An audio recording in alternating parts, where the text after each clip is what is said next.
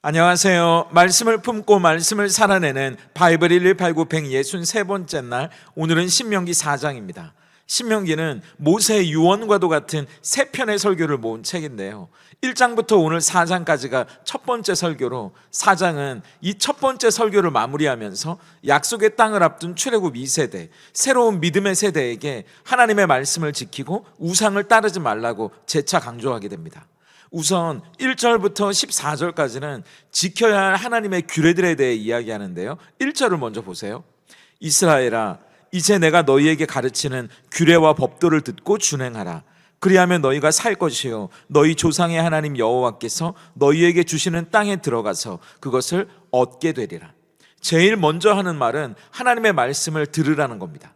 듣는다고 끝이 아니에요. 들었으면 준행하라고, 들은 말씀대로 지켜서 순종하는 게 중요한데, 거기서 내 마음에 들지 않는다고 빼서도 안 되고, 또 내가 하고 싶다고 더해서도 안 됩니다. 내가 들은 말씀 그대로 순종하는 거예요. 그리고 또 하나 중요한 게 있는데, 내가 듣고 지킨 그 말씀을 가르치는 게 중요하다고 이야기합니다. 5절에 모세 자신이 이스라엘 백성들에게 그 규례와 법도를 가르쳤던 것처럼, 이제 이스라엘 백성들도 다음 세대에게 자기가 듣고 순종했던 그 말씀을 가르치라고 이야기해요. 9절입니다. 오직 너희는 스스로 삼가며 내 마음을 힘써 지키라. 그리하여 내가 눈으로 본 그 일을 잊어버리지 말라. 내가 생존하는 날 동안에 그 일들이 내 마음에서 떠나지 않도록 조심하라. 너는 그 일들을 내 아들들과 내 손자들에게 알게 하라. 말씀을 지키는 건 내가 살기 위해서고요, 그 말씀을 가르치는 건 우리를 살리고 승리하게 하신 그 말씀을 이제 다음 세대에게, 또 그 다음 세대에게 가르칠 때 그들도 그 말씀 안에서 살아나고 승리하는 일들이 계속 이어지기 때문입니다. 그래서 15절부터 24절까지는 우상을 만들고 우상을 섬기지 말라는 중요한 명령이 이어집니다. 16절을 보세요. 그리하여 스스로 부패하여 자기를 위해 어떤 형상대로든지 우상을 새겨 만들지 말라. 남자의 형상이든지 여자의 형상이든지. 우상을 하나님이 금지하시는 이유는 첫째, 사람들이 자기를 위해서 하는 이기적인 행동이기 때문입니다. 내 소원을 이뤄주고 내 불안을 잠재우고 내 뜻대로 움직여주는 신을 원하는 마음이 사람들에게 있거든요. 그렇기 때문에 우상은 어떤 신을 섬기는 모습을 하고 있지만 결국은 사실 자기 자신을 섬기는 것과 같기 때문입니다. 그리고 둘째, 이스라엘 백성은 우상을 섬기는 민족으로 하나님이 부르신 적이 없어요. 20절입니다. 여호와께서 너희를 택하시고 너희를 쇠풀무불 곧 애굽에서 인도하여 내사 자기 기업의 백성을 삼으신 것이 오늘과 같아도, 하나님이 선택하셨고 하나님이 인도하셨고 하나님이 자기의 기업으로 삼으신 백성이 바로 이스라엘 백성이에요. 하나님만 섬기도록 부름받은 백성입니다. 그리고 셋째, 그렇기 때문에 우상을 만들지 말라는 언약을 어기면 하나님의 진노를 받게 되기 때문입니다. 24절이에요. 내 하나님 여호와는 소멸하는 불이시요 질투하시는 하나님이시라. 여기서 질투는 신랑이 신부에게 갖는 독점적인 사랑, 열정적인 사랑을 의미합니다. 부부간에는 서로밖에 없는 거잖아요. 남에게 그 사랑을 빼앗기지 않겠다는 거룩한 열정입니다. 그 사랑이 크기 때문에 그 약속을 배반한 자에게는 소멸하는 불로 다 태워버리겠다고 말씀하시는 거죠. 말씀드린 것처럼 우상을 섬기는 이유는 자기를 위해서입니다. 내 소원을 이뤄주고 내 불안을 잠재우고 내 뜻대로 움직여주는 신을 사람들은 원해요. 그렇지만 우상은 그렇게 해줄 것처럼 보일 뿐입니다.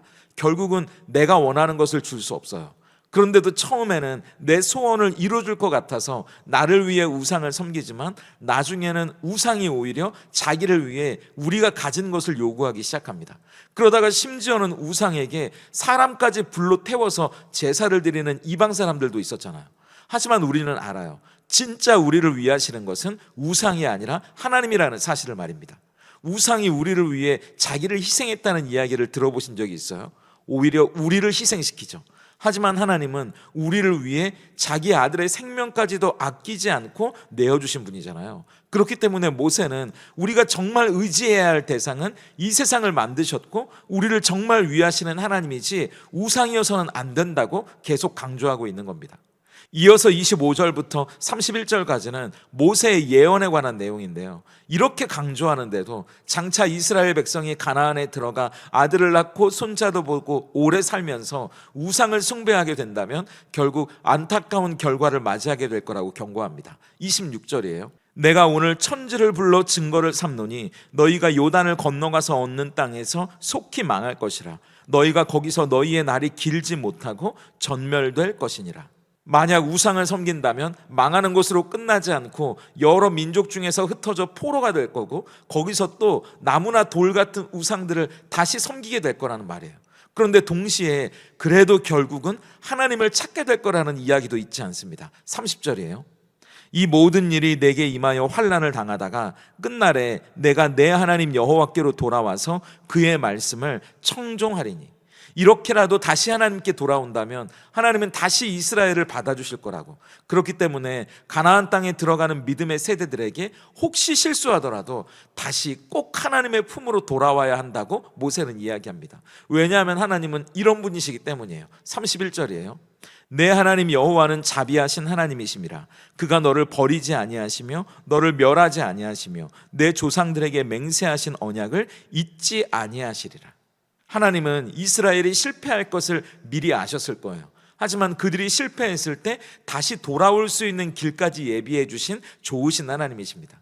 하나님은 우리를 심판하실 때 그 심판 자체가 목적이 아니라 사실 회복시키는 것이 목적인 것처럼 말이죠. 나무나 돌같이 말 못하는 우상이 얼마나 허무한 가짜라는 걸 철저히 깨닫고 난 뒤에야 말씀하시는 하나님, 진짜 우리를 위해 주시는 하나님이 얼마나 우리에게 소중한지 알게 될 거라고 모세는 이야기합니다. 그래서 이어지는 32절부터 40절은 오직 하나님만이 우리의 유일한 하나님이라고 이야기합니다. 세상에 어떤 신이 자기 백성을 위해 불 가운데서 말씀하신 적이 있냐고. 자기 백성을 인도해서 다른 신을 제압하고 이방의 나라를 그 앞에 쫓아내 주신 적이 있냐고. 아니, 세상에 어떤 신이 자기 백성에게 끝까지 약속을 지키고 그 약속을 지키기 위해 그 백성을 인도하고 땅을 기업으로 주신 적이 있냐고. 오직 하나님만이 그 일을 행하신 진짜 하나님이라고 모세는 이야기하는 거예요. 이 모든 이유는 하나입니다. 하나님이 우리를 사랑하시기 때문이에요. 그렇기 때문에 우리가 해야 할 일은 역시 하나입니다. 39절이에요. 그런즉 너는 오늘 위로 하늘에나 아래로 땅에 오직 여호와는 하나님이시요 다른 신이 없는 줄을 알아 명심하고. 하나님만이 우리의 유일하신 참 하나님이라는 것을 아는 겁니다. 그리고 그것을 안다면 40절이에요. 오늘 내가 내게 명령하는 여호와의 규례와 명령을 지키라. 너와 내 후손이 복을 받아 내 하나님 여호와께서 내게 주시는 땅에서 한없이 오래 살리라. 모세가 진짜 하고 싶은 말이 이겁니다. 하나님만이 온 땅의 유일하신 진짜 하나님이시라면 그분의 말씀을 듣고 지키는 길만이 우리가 사는 길이라는 거예요.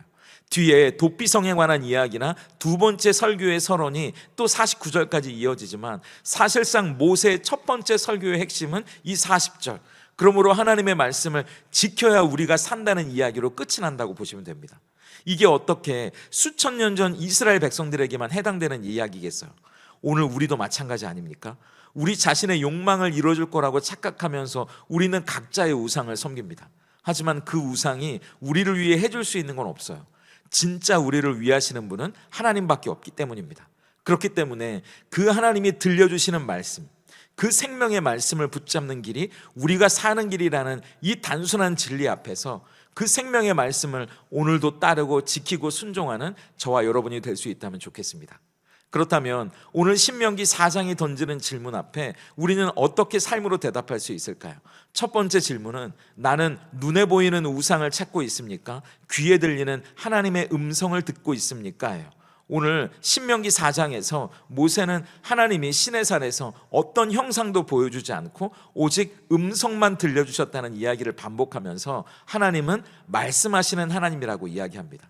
그런데도 우리는 눈에 보이는 어떤 확실한 증거를 찾으면서 성공, 인기, 돈, 건강 이런 눈에 보이는 것들을 금송아지처럼 쫓아다니고 있는지도 모르겠습니다.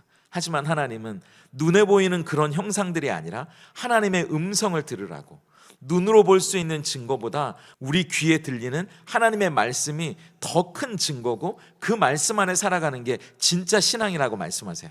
눈에 보이는 화려한 것을 찾아다니는 열심보다 하나님의 말씀을 들으려는 열심, 그리고 그 말씀에 순종하려는 열심이 오늘 우리에게 있다면 좋겠습니다.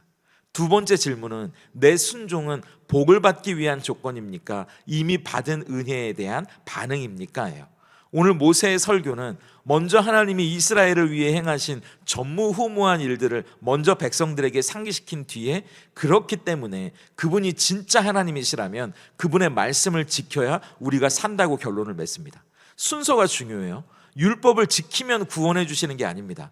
하나님이 이미 우리를 사랑하셨고 우리의 어떤 실수에도 그 사랑을 포기하지 않는 분이시기 때문에 그 사랑에 대한 올바른 반응이 순종이라는 거예요.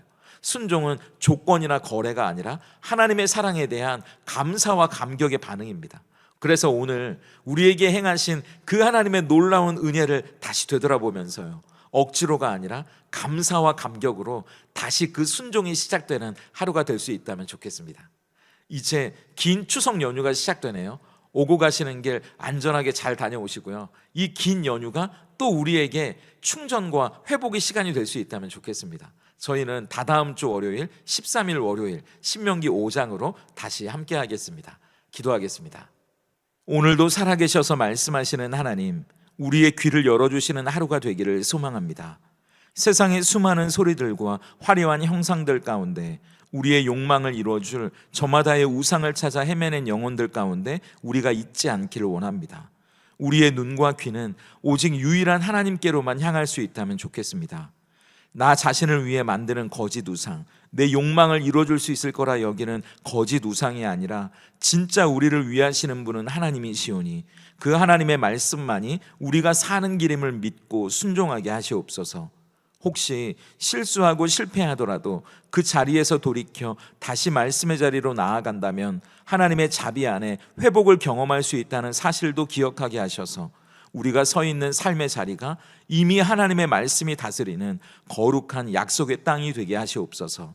예수님의 이름으로 기도드립니다. 아멘.